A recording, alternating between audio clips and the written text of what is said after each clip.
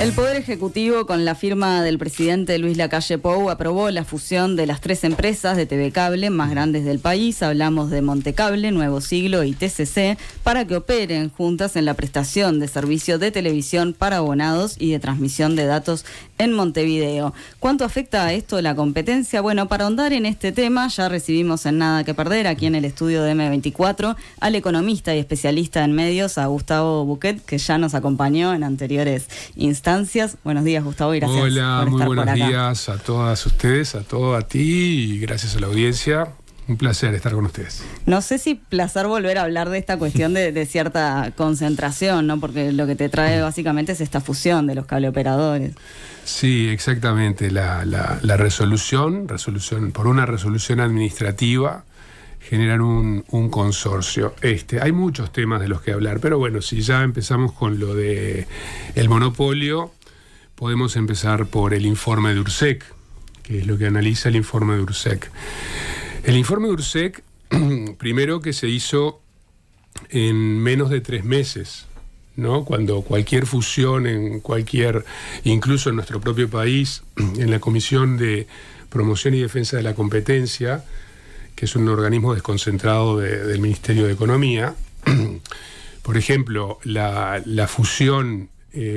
pretendida fusión de los frigoríficos, no solamente tardaron 7 meses en hacerla, sino que convocaron a las partes a proveer de información y finalmente la negaron cuando, la fusión llevaría el 48% del mercado. Esto es una cuestión, es decir, hay una velocidad que no se entiende en un informe de una envergadura y de una seriedad tan importante. Primero eso de la velocidad. La segunda cosa, la verdad, es que la liviandad del informe de la URSEC es muy liviano. O sea, yo no he visto ningún organismo de la competencia en otros países del mundo, la Federal Trade Commission, el Departamento de Justicia de los Estados Unidos, la Comisión Europea, sus organismos de competencia, que analicen una fusión en 3 meses. Eso no existe, no se ha visto. Pero la liviandad, más allá del tiempo que se le dedicó, ¿en qué se ve? Y la liviandad se ve en varias cosas. La primera es en traer informes bastante superficiales y decisiones de otros países sin analizarlas en profundidad y demostrar que esos informes, por ejemplo, yo nunca vi en una comisión de defensa de la competencia citar un informe de Pricewaterhouse, en mi vida lo vi, en ningún informe de la competencia de Estados Unidos, de la Unión Europea o de Argentina vi que se citara un informe de, Brasil hizo esto, entonces nosotros vamos a hacer esto, ¿no? Porque hay una resolución del organismo regulador brasileño que define el mercado relevante de una manera que ellos lo pretenden definir. Entonces, lo que a mí me parece es que los organismos de la Comisión de Defensa de los distintos países trabajan en función de su legislación. No dicen, bueno, nuestra legislación no importa porque en otros países funciona de otra manera. Por ejemplo, ellos, desde el punto de vista conceptual, por supuesto que la resolución del organismo regulador brasileño es correcta, la comparto, pero tienen resoluciones jurídicas internas que las avalen. La Unión Europea, por ejemplo, para poder regular a las plataformas de streaming, como Netflix, tuvo que cambiar la ley, porque ellos tenían una definición de lo que era servicio audiovisual de determinadas características, y entonces plantearon que ahora el audiovisual ya no se definía como una transmisión continua en una grilla de programación, y dijeron, bueno, ahora existe el audiovisual no lineal. Y entonces, con esa pequeña modificación, aplicaron toda la normativa europea a las plataformas. Pero tuvieron que modificar la ley, porque si no, no entraba dentro de la definición audiovisual y no le podían imponer las cuotas a Netflix, por ejemplo, el cupo de ficción que tienen que producir Netflix, Prime, todas esas televisiones tienen que producir horas de ficción europea, porque la Unión Europea tiene esa reglamentación. Yendo al caso uruguayo, menciona el informe brevemente la parte de Montevideo, que ahora voy a ir a ella, pero luego, a partir de incorporar estos elementos de estudios de los mercados mundiales y de resoluciones de otros países, se traslada su análisis a si el monopolio es a nivel nacional o no es a nivel nacional. Yo también, particularmente, tengo escritos estudiados en profundidad sobre qué es lo que está pasando con la televisión en Uruguay, con la televisión lineal, la de cable y la abierta. Y efectivamente, obviamente son sectores en declive económico, están perdiendo suscriptores, etcétera. Eso es claro. Para analizar el audiovisual, uno obviamente incorpora en el mercado a las plataformas, pero eso es un análisis académico, no es un análisis legislativo. Entonces, si las licencias, si la ley uruguaya vigente e incluso el proyecto de ley que está en el Parlamento tiene dos características que este informe no menciona. La primera es que la ley de servicio de comunicación audiovisual no regula los servicios audiovisuales por Internet, ¿tá? O sea, no los regula. Entonces, cuando uno hace un análisis se tiene que suscribir a lo que está analizando. Entonces, si no analiza, si no regula, entonces la ley tú no podés marcar como mercado relevante un mercado, digamos, desde el punto de vista jurídico, un mercado que no está incluido en la ley. Lo deja en el primer artículo como objeto, digamos, de estudio, como objeto de implementación de la ley, deja fuera todo lo que es Internet, tanto la vigente como el proyecto de ley del Parlamento. Esto es lo primero. El segundo es que las licencias de cable operadores se entregan por territorio. Entonces, hay que medir si influye o no influye la televisión para abonados en el territorio de Montevideo. Este es el elemento central. En el propio, digamos, informe de la URSEC vienen unas gráficas, la primera es la de Montevideo, y en esa es que hay que centrarse. Entonces, el otro elemento que no considera, entonces, en Montevideo, actualmente, si no contamos el consorcio, digamos, previo al consorcio, teníamos, digamos, los tres cableoperadores, TCC, Montecable y Nuevo Siglo. Además teníamos al grupo Clarín y tenemos a DirecTV, que es televisión por abonados a través de satélite, ¿no? Es decir, tomar en cuenta solamente los abonados en Montevideo. Bueno, tomando esa gráfica, que además veo que la gente no ha hecho la misma suma que yo, puedo equivocarme porque la gente está hablando de otras cifras, pero si uno toma en cuenta la sumatoria al año 23, que es la cifra que ellos toman en el informe, al año 23, la concentración es, o sea, sumando los tres cableoperadores que se consorcian, más Multicanal, que es de Equital, y Equital es, digamos, va a ser el paraguas del consorcio, hay que sumarle Multicanal. Ellos tienen el 63% de los abonados en Montevideo.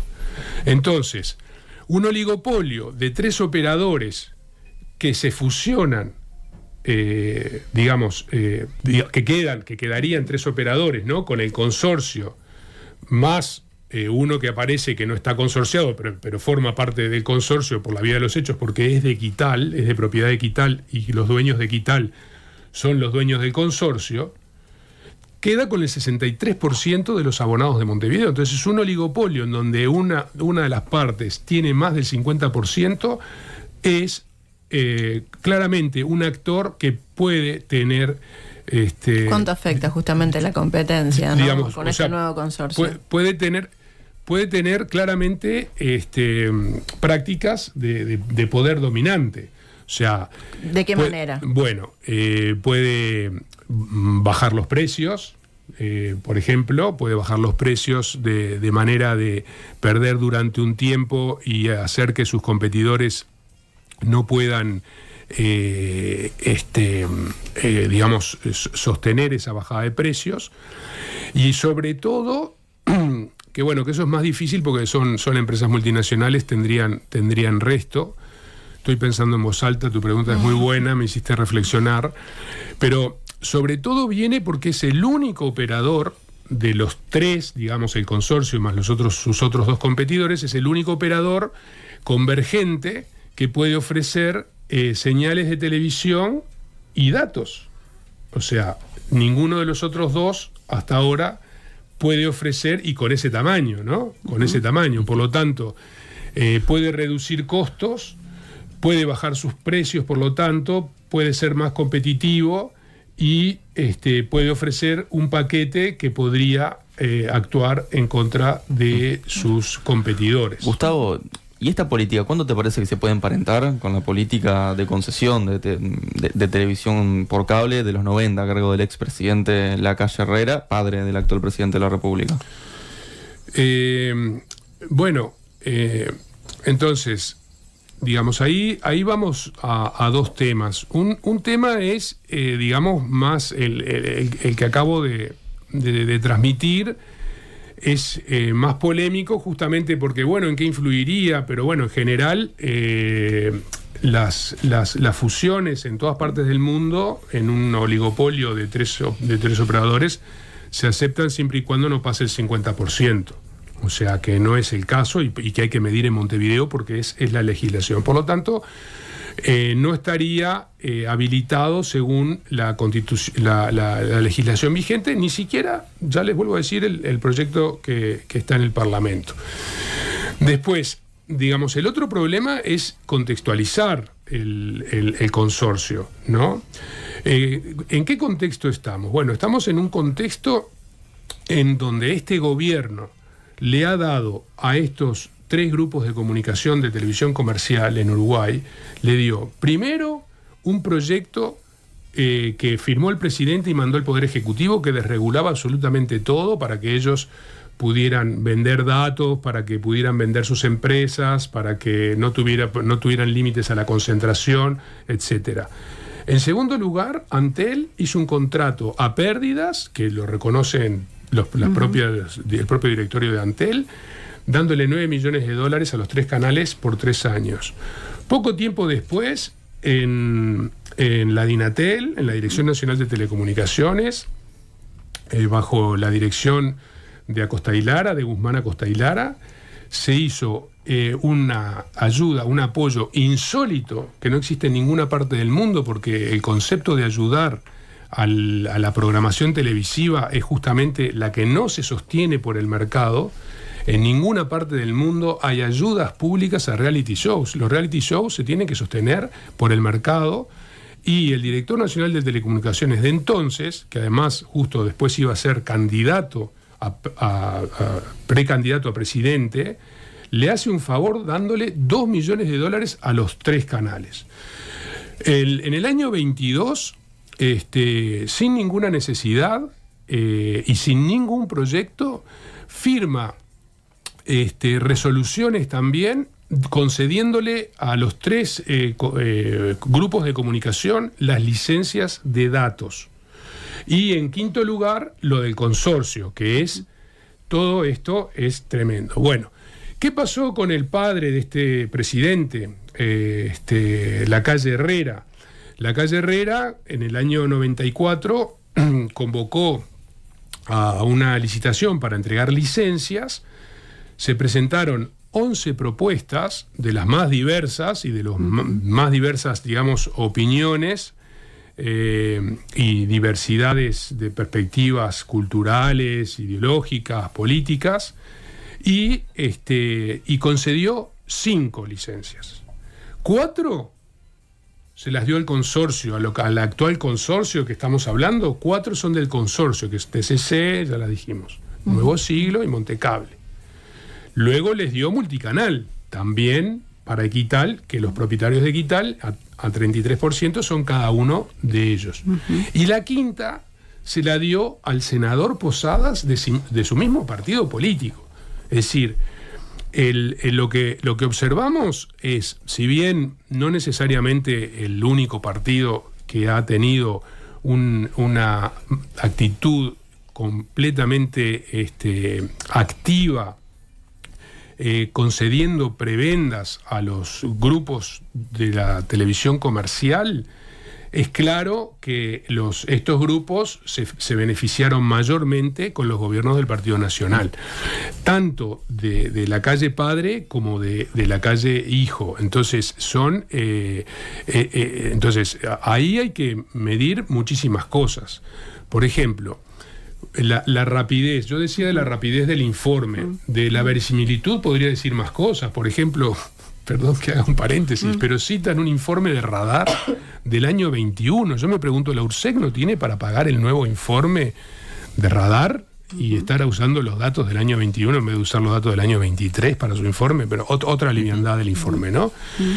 Pero la velocidad con la que o sea, nosotros, por ley, y además que no es es de la ley del 78, que fue retomada por la ley vigente del audiovisual, está prohibido un año antes y medio año después de las elecciones conceder licencias. ¿Y a qué asocias entonces? Entonces, esto, si bien las licencias las tenían, yo creo que también jurídicamente habría que hablar con especialistas, porque yo no entiendo eso de que te doy una licencia para cable y otra para datos a 3 grupos distintos y después le fusione las licencias. Pero de hecho... ¿Esto podría ser campaña política, financiamiento? Bueno, o sea, lo primero es que desde el punto de vista de la concesión y de fortalecer grupos económicos de comunicación, es mucho más potente crear un consorcio unos meses antes de las elecciones nacionales que entregar una frecuencia de radiodifusión, que es lo que está prohibido. Pero si está prohibido por una cuestión ética, es decir, hay una violación de la ética absoluto en esta rapidez y en esta urgencia. A nadie se le escapa que estamos en plena campaña electoral. Entonces, todos estos favores que han hecho y estas prebendas que han concedido el Partido Nacional a los grandes grupos de comunicación nacional, es evidente que van a tener, de alguna manera, va a posibilitar que se le devuelva de alguna manera los servicios brindados. Eso ya no me meto porque justamente en todos ellos trabajan sus colegas. Ya veremos cómo pueden ser, pero pueden ser disminución en los precios de publicidad, que no es nada nuevo que les hacen a los partidos tradicionales, especialmente al Partido Nacional. Y bueno, tu pregunta con la calle, viste que le di un contexto un poco mayor, porque había que vincular las prebendas de hoy con las prebendas del presidente padre. Como para finalizar, ¿no? ¿Cómo queda Antel en todo esto? ¿Cuánto se la perjudica a Antel, sobre todo con este último, ¿no? Con esta última aprobación de la fusión de los cableoperadores? Bueno, esto también, digamos, hay que contextualizar, o sea, también trayendo a la calle padre, porque la idea siempre del Partido Nacional fue terminar con las empresas públicas, ¿no? Esto no es que lo diga yo, sino que hubo un referéndum en su momento y ya saben que con leyes no pueden terminar con las empresas públicas, ¿no? Porque los uruguayos luego se expresan a favor de las empresas públicas, incluso los clientes que tienen las empresas públicas en general son el 50%, el sector privado tiene otro tanto. Los uruguayos saben la importancia de las empresas públicas. Bueno, pero el Partido Nacional, en su concepto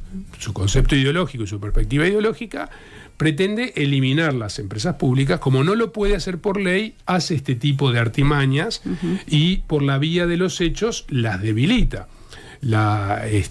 Obviamente la portabilidad numérica fue el primer elemento que hizo para debilitar Antel y mucho más grueso es esto de los datos, ¿no? Es muchísimo más grueso.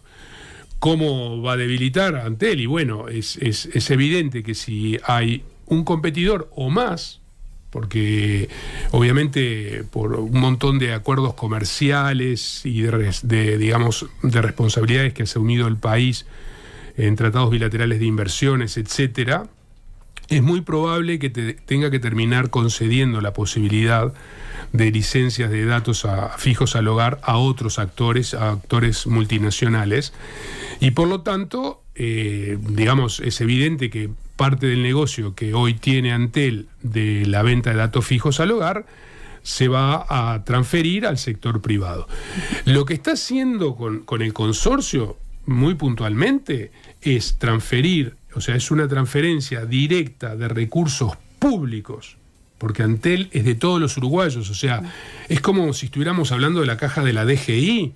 Bueno, Antel generó $1.000 millones de dólares de ahorro, hizo la fibra óptica con esos $1.000 millones de dólares, y esa empresa, que es uruguaya, es de todos los uruguayos y es dinero de todos los uruguayos. Generar la posibilidad de que el consorcio utilice la red de Antel para quitarle su propio negocio es una transferencia directa de recursos públicos a los grupos mayores de comunicación del Uruguay, que son los de la televisión privada comercial, y estos grupos, a su vez, son de los grupos económicos más potentes del Uruguay y sus accionistas son de las familias más ricas del Uruguay. Entonces, se ve que al presidente no solamente le gustan los Maya Oro, sino que cuando los Maya Oro están en declive, porque sus negocios están en declive, les da una mano transfiriendo recursos públicos para volverlos a convertir en Maya Oro. Gustavo Buquet, economista y especialista en medios de comunicación, muchísimas gracias por estar por aquí. Bueno, muchísimas gracias a ustedes.